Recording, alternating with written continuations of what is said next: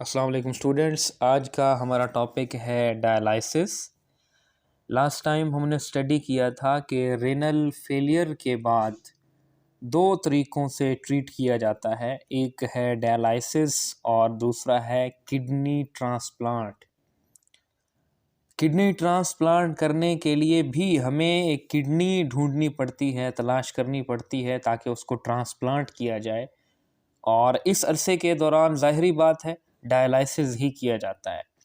तो जिसको भी रेनल फेलियर होता है उसे इस प्रोसेस से गुजरना ही पड़ता है अप्रॉक्सीमेटली एवरीवन। तो हम स्टडी करने लगे कि डायलिसिस क्या होता है। बेटा, जो डायलिसिस है इसका मतलब है ब्लड को क्लीन करना आर्टिफिशियल वेज के ज़रिए। जो काम पहले किडनी कर रही थी अब वही काम किसी और ज़रिए से पूरा करना, ब्लड को क्लीन करना। और ये दो मेथड्स के ज़रिए की जाती है dialysis. The first one is peritoneal dialysis and the second is hemodialysis. अभी हम पेरिटोनियल डायलिसिस डिस्कस करते हैं। बेटा, जो हमारी गट है, ये गट से मुराद ये जो सारा का सारा हमारा डाइजेस्टिव सिस्टम वाला पार्ट है, ये starting from our oesophagus and going downwards to stomach and further downward to intestine. तो स्टमक से नीचे और ये जहाँ पर इंटेस्टाइन्स हैं, यहाँ पर आगे एक स्पेस है हमारी बॉडी के अंदर। इसको कहा जाता है पेरिटोनियल कैविटी। ये जो स्पेस है, ये जो कैविटी है, इसको पेरिटोनियल कैविटी कहा जाता है। और ये हमारे गट के गिर्द होता है। स्टमक से नीचे जैसे ही हम जाते हैं, हमारी गट के गिर्द जो स्पेस है ये पेरिटोनियल कैविटी है। अब बेटा, ये जो पेरिटोनियल कैविटी, ये स्पेस है, इसकी जो लाइनिंग है, इसकी जो हद है, उसको पेरिटोनियम कहा जाता है।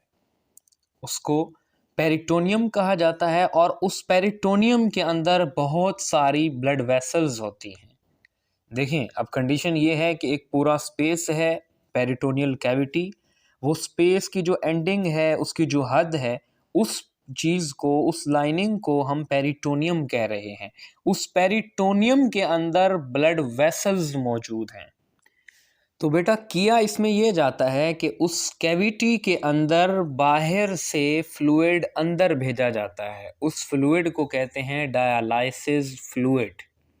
पेरिटोनियम कैविटी में डायलाइसिस फ्लूइड भरा जाता है। अब जो पेरिटोनियम के अंदर ब्लड वेसल्स हैं, ये उसी तरह का रोल प्ले करती हैं जिस तरह का रोल वहाँ पे ग्लोमेरुलस प्ले कर रहा था। इन ब्लड वेसल्स से ब्लड के अंदर जो एक्स्ट्रा चीज़ें हैं वो बाहर आती हैं और डायलाइसिस फ्लूइड में आकर शामिल हो जाती हैं। जब ये डायलिसिस फ्लूइड में आती हैं तो डायलिसिस फ्लूइड फिर बाहर आ रहा होता है। ये जो एक्स्ट्रा मटेरियल है ये वहाँ से बाहर आ जाता है।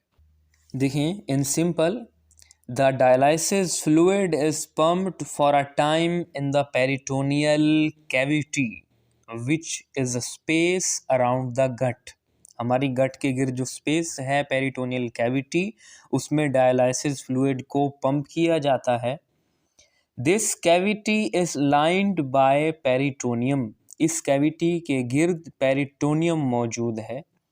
Peritoneum contains blood vessels. उस पेरिटोनियम के अंदर ब्लड वेसल्स होती हैं।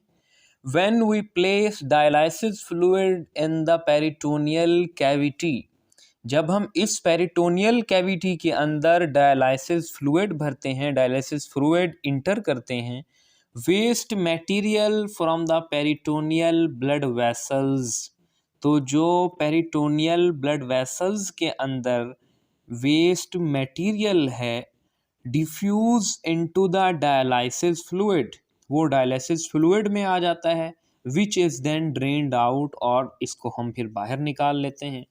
This type of dialysis can be performed at home. ये डायलिसिस घर पर भी की जा सकती है, लेकिन इसको रोज़ाना करना पड़ता है। स्टूडेंट्स, आई होप सो कि आज का टॉपिक आपको समझ आ गया होगा। बट इन केस अगर कोई बात आपको समझ नहीं आई या कोई इशू है तो कमेंट करके ज़रूर बताइएगा। इंशाल्लाह उसका आंसर आपको मिलेगा। अपना ख्याल रखिएगा। अल्लाह हाफ़िज़।